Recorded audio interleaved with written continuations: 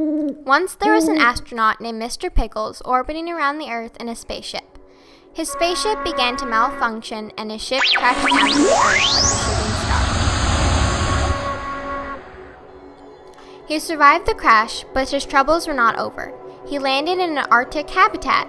Thank goodness he had his spacesuit on, or he would have frozen to death. A polar bear came to investigate the crash and began chasing Mr. Pickles. The bear chased him until he fell into an ice cavern, and the bear did not want to follow. Water started coming into the cave, and Mr. Pickles was starting to drown, when suddenly a narwhal appeared and used his long tusk to spear the astronaut's spacesuit and carry him to safety. Once Mr. Pickles was on solid land, the narwhal called a friend with a loud whistle.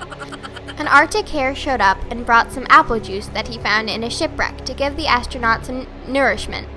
It kind of gave Mr. Pickles the farts, but at least it was some food. The hare said,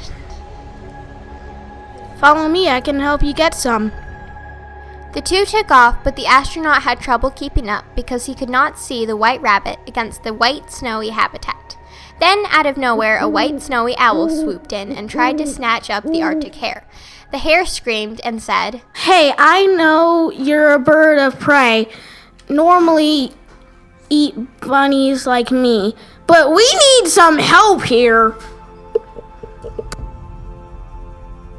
He explained the situation, and the owl agreed to fly up high so he could see where they needed to go. After 16 hours, the three came upon an antenna tower where Mr. Pickles could get cell phone service.